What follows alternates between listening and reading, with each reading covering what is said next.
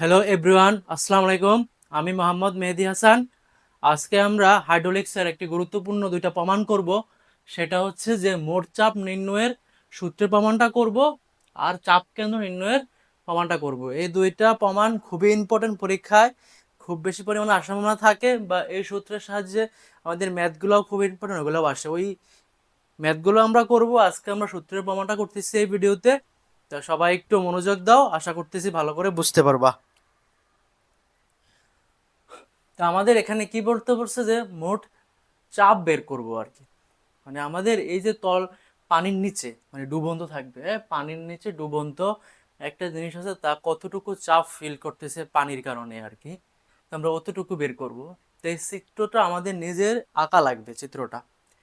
তো এখানে হচ্ছে কি আমাদের সারফেস লাইনটা দেওয়া আছে, আর এখানে একটা চিত্র দেওয়া আছে। তো এটার এই সাইজটা হচ্ছে বি, এটা হচ্ছে কি তার ভর কেন্দ্র ডেল এক্স, আর হচ্ছে এক্স আর ডিএক্স দেওয়া আছে। এটা করতে আমাদের এই তিনটা সূত্র জানা লাগবে। হ্যাঁ, এই তিনটা সূত্র প্রথমে একটু মুখস্থ করে ফেলতে হবে, বা এই তিনটা সূত্র একটু বুঝতে হবে, তাইলেই হচ্ছে। তো মোট চাপের সূত্র হচ্ছে কি চাপের তীব্রতা ইনটু ক্ষেত্রফল। আর এদিকে আমাদের ইন্টিগ্রেশন এক্স ডি এ সমান সমান কি লেখা যায়, x into x bar into a. আবার এখানে হচ্ছে ইন্টিগ্রেশন এক্স স্কোয়ার ডি এর সমান সমান কি I not moment of inertia লেখা যায়, বা সেকেন্ড মোমেন্ট অফ এরিয়াও আমরা বলতে পারি চাইলে, বা মোমেন্ট অফ ইনার্শিয়াও বলতে পারি। তো আমাদের প্রমাণটা করার জন্য আমরা যখন প্রমাণটা করব, এই ক্ষুদ্র একটা অংশ কেটে নিছি, দেখো এই যে লাল লাল দাগ দিয়ে দিছি আমি, এই ক্ষুদ্র একটা অংশ কেটে নেওয়া লাগবে, একদম ক্ষুদ্র অংশ। যখন আমরা কোনো ক্ষুদ্র অংশ নিয়ে প্রমাণ করব, তখন আমাদের ডিফারেন্সিয়েশন এবং ইন্টিগ্রেশনের ফর্মুলাগুলো অটোমেটিকলি চলে আসবে। এই ক্ষুদ্র অংশটাকে আমরা প্রকাশ করছি ডিএক্স, মানে আমরা ডিফারেন্সিয়েশনে নিয়ে চলে গেছি অলরেডি। আর এই শেষ প্রান্ত থেকে এতটুকু হচ্ছে এক্স, আর এটা কেন্দ্র হচ্ছে কি এক্স বার, এটা আমাদের দিয়ে দিছে। আর পরিচয়গুলো আমরা একটু এখানে লিখে নিছি খুব ইজিলি। ওমেগা হচ্ছে তরলের আপেক্ষিক তরলের ওজন, আর এ হচ্ছে কি তরলের ক্ষেত্রফল, এটা হচ্ছে কি তলের ভরকেন্দ্র, গভীরতা সংকীর্ণ তলের গভীরতা, পর হচ্ছে কি তলের পুরুত্ব দেওয়া আছে, সংকীর্ণ খণ্ডের দৈর্ঘ্য দেওয়া আছে। এখন আমরা কি করতে পারতেছি, এখানে তলের ওজন হবে, হ্যাঁ, মানে একক ওজন হবে আর কি। এখানে আমরা কি করতে পারলাম, চাইলে কি বের করতে পারতেছি, এখন আমাদের কি কি লাগবে প্রমাণটা করতে। প্রথমে আমরা চাইলে এখানে নির্ণয় করতে পারি চাপের তীব্রতা, মানে তরলের ওই ক্ষুদ্র অংশটা আমরা কেটে নিছি না, তার চাপের তীব্রতা।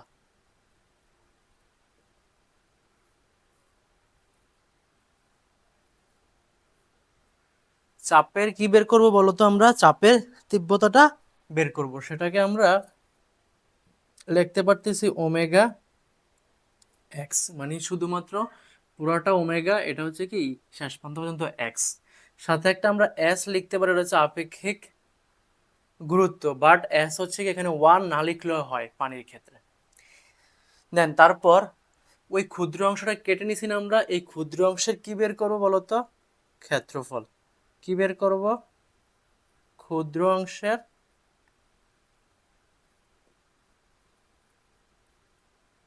ক্ষেত্রফল।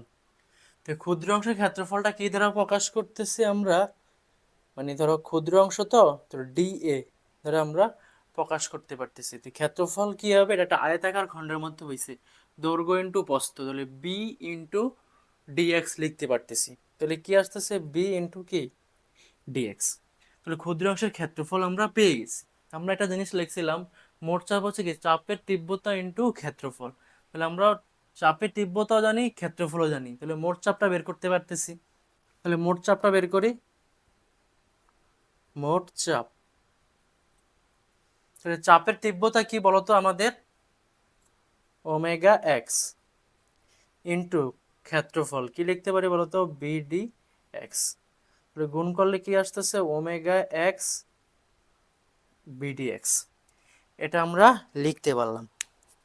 এখন আমরা কি করব, খুব ইজিলি এতটুকু আমরা পেয়ে গেছি মোট চাপ। লক্ষ্য হচ্ছে কি এটা বের করা, পি বের করা। আমরা এখন একটা ফর্মুলাতে বসাই দিচ্ছি, দেখো আমরা চাইলে কি লিখতে পারি বলতো, আমরা কি লিখতে পারতেছি, P equal to integration DP. কি লিখলাম বলো তো? ডি ইন্টু কি? Integration DP. এটা কিভাবে লিখতে পারলাম দেখো, মানে তুমি যদি দেখো একটা জিনিস, যদি তোমাকে বলি এক্স এর তুমি ইন্টিগ্রেশন করো, তাহলে এখানে কি আসবে? সরি, যদি ওয়ান রে ইন্টিগ্রেশন করো তুমি, তাহলে কি পেয়ে যাচ্ছ বলো তো? এক্স। আর এক্স কে যদি তুমি ডিফারেন্সিয়েশন করো, তাহলে আবার পেয়ে যাচ্ছ ওয়ান। তাহলে বিষয়টা হচ্ছে যে তুমি বিপরীত হচ্ছে আর কি। মনে করো এক্স কে তুমি কি করতেছো, ডিডিএক্স করলে ওয়ান পাচ্ছ, ওয়ান কে আবার তুমি ইন্টিগ্রেশন করলে আবার এক্স পাচ্ছ। যা ছিল তাই চলে আসতেছে, কাটাকাটি চলে যাচ্ছে, ডিফারেন্সিয়েশন আর ইন্টিগ্রেশনে কি হয়ে যাচ্ছে? কাটাকাটি চলে যাচ্ছে। তাই জন্য সেম এখানেও ডিফারেন্সিয়েশন আর ইন্টিগ্রেশনে কি হয়ে গেল? কাটা গেল। তো থাকতেছে কি পি, তাহলে পি ইকুয়াল টু এটা আমরা লিখতে পারতেছি। এখন পরিবর্তন হচ্ছে, দেখো আমি যে মোট চাপটা এখানে বের করে নিছিলাম, কি বের করছিলাম বলো তো? এই যে মোট চাপটা, এটা এটা কিন্তু হবে, দেখো ডেল পরিবর্তনের জন্য বের করছি। ডিএক্স লিখছি না আমরা, ডেল পরিবর্তনের জন্যই তো বের করছি। তাহলে মোট চাপটা হবে আমাদের কি? ডিপি। ডিপি দ্বারা আমরা প্রকাশ করতে পারি, মোট চাপটা হবে কি? ডিপি। তাহলে এই চাপটা তো ক্ষুদ্র পরিবর্তনের জন্যই বের করছে। তো সবকিছু ক্ষুদ্র পরিবর্তনের জন্য, তাহলে এই যে ডিপির মানটা আমরা এখান থেকে পাইছি, এটা আমরা এখানে বসা দিতে পারি। তাহলে কি থাকতেছে বলতো এখন? Integration W X B D X. তাহলে বাকি কি থাকলো বলতো এখন এখানে আমাদের? এই যে ওমেগার মানটা আমরা বলতেছি এটা কনস্ট্যান্ট, এটা ফিক্সড। পানির ক্ষেত্রে কত? 1000, এটা কোনো পরিবর্তন হবে না। যাই জন্য কনস্ট্যান্ট, এগুলোর কি হয় না? ইন্টিগ্রেশন হয় না। তাহলে এটা কি হবে বলতো? সামনে চলে আসবে, থাকতেছে কি বলতো? X B D X. তাহলে আমাদের এক্স লিখতে পারি এই তো টুকরে, বি ডি এক্স এর পরিবর্তে আমরা কি লিখতে পারি বলতো? ডি এ লিখতে পারি। দেন তারপর দেখো ফর্মুলাটা আমরা কি লিখছিলাম? Integration x d equal to কি লেখা যায় বলতো? A x bar. কি লেখা যায় বলতো? A x bar. তাহলে ওমেগা এ এক্স বার। প্রমাণটা চলে আসছে, খুবই ইজি দেখো। অল্প একটু প্রমাণ পরীক্ষার জন্য খুবই ইম্পর্টেন্ট, আর এই সূত্রে ম্যাথ তো আসবেই। সূত্রটা বুঝতে পারলে ম্যাথটা আরো দ্রুত বুঝতে পারবো। প্রমাণিত।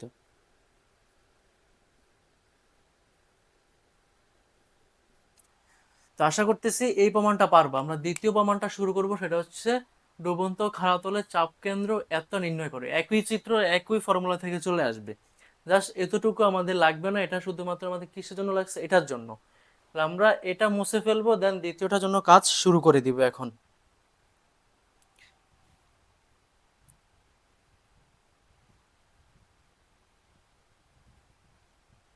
তাহলে আমরা দ্বিতীয় অংশের জন্য কাজটা শুরু করে দিচ্ছি। তাহলে এটা শুধু লাগবে না, এটা আমরা মুছে ফেলতেছি এখন। এটা এই প্রমাণটার জন্য বের করা। তাহলে এখন আমাদের কাজ হচ্ছে কি? দ্বিতীয় প্রমাণটা করা। দ্বিতীয় প্রমাণটা করা সেটা হচ্ছে কি বলতো? ডেল এক্স কি? আইজি। ডেল এক্স আইজি এ x bar plus x bar, এটা আমরা প্রমাণ করব। তাহলে আমরা এখান থেকে তো আগে এতটুকু তো আমরা বুঝে গেছি, এতটুকু পর্যন্ত আমাদের কাজে লাগবে এই প্রমাণের ক্ষেত্রে। এখন দেখো আমরা ডিএম মোমেন্ট বের করব। কি বের করব বলতো? সহজে মোমেন্ট। কি বের করব বলতো? মোমেন্ট বের করব। কি লিখতে পারতেছি? ক্ষুদ্র পরিবর্তনের জন্যই মোমেন্টটাও বের করব।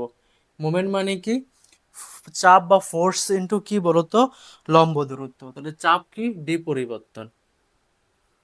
আর দূরত্বটা কি? ওই যে এক্স পরিমাণ। তাহলে এক্স দিতে পারতেছি। তাহলে ডিপির মানটা আমরা এখান থেকে পাইছি, সেটা কি বসাতে পারি বলতো? Omega X DB X into কি? এক্স। তাহলে কি থাকতেছে বলতো? Moment X square by BD x.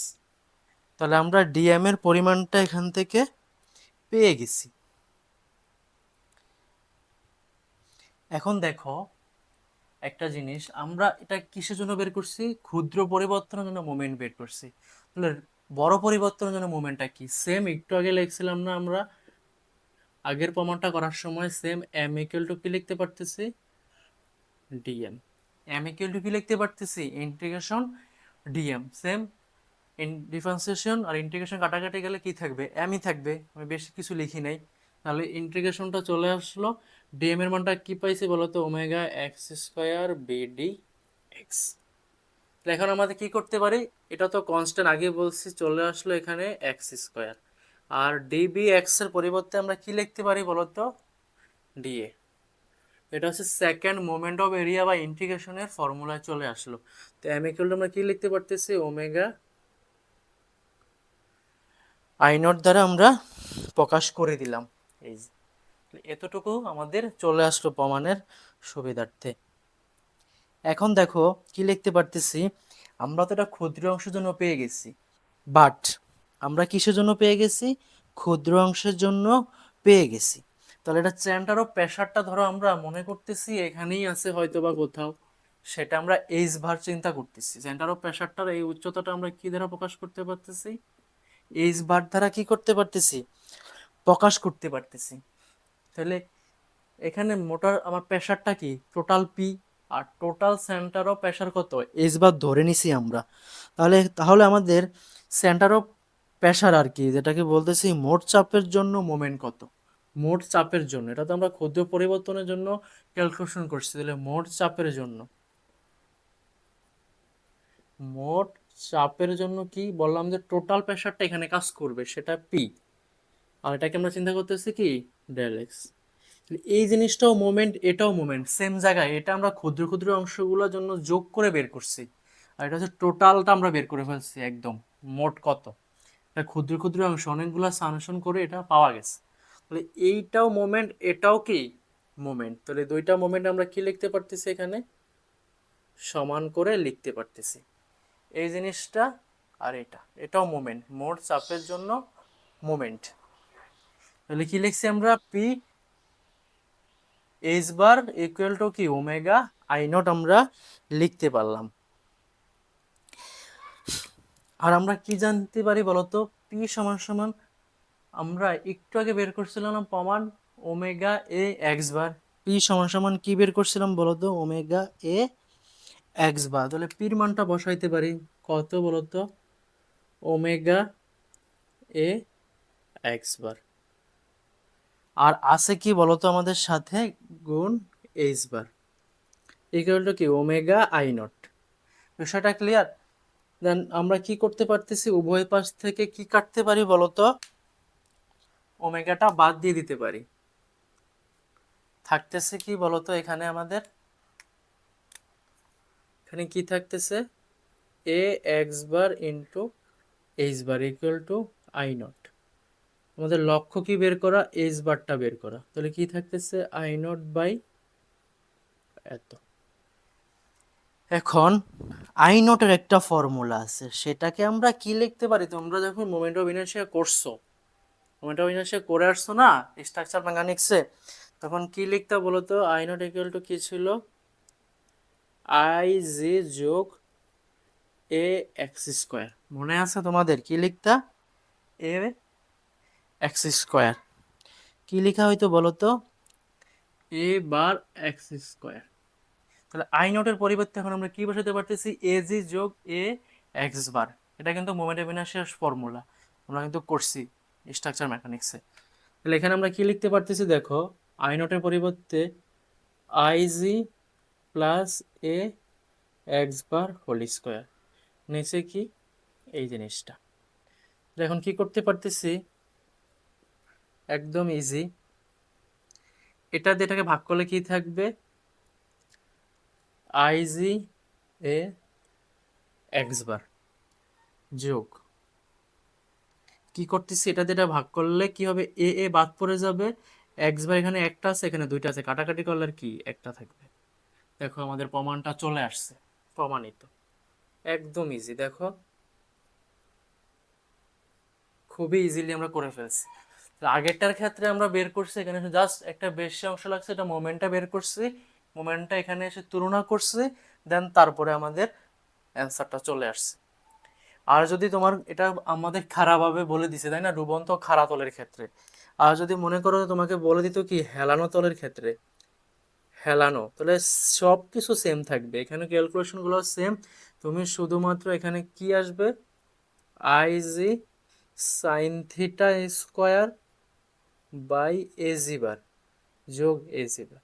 তুমি এটা প্রমাণ করে সিমিলারলি লিখে এটা লিখে দিলেও চলবে, শুধুমাত্র তুমি প্রথম থেকে যখন হিসাব করতে থাকবা তখন শুধু সাইন থিটাটা তুমি নিয়ে আসবা, তাইলেই কাজ শেষ। কি বললাম? প্রথম থেকে যখন হিসাবটা করা শুরু করবা তখন তুমি কি করবা? সাইন থিটাটা নিয়ে আসবা, তাইলেই কাজ শেষ।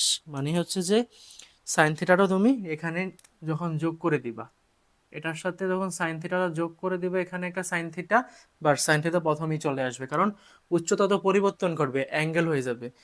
সাইন থিটা লিখে দিলে বাস প্রতিটা ক্যালকুলেশনে চলে আসবে। তো আশা করতেছি তোমরা প্রমাণটা ভালো করে বুঝতে পারছো আর খুবই ইজিলি বলার চেষ্টা করছি। যদি ভালো করে দেখো, না টেনে, ভালো একটা আউটপুট দিতে পারবো পরীক্ষার হলে। ঠিক আছে, আল্লাহ হাফেজ।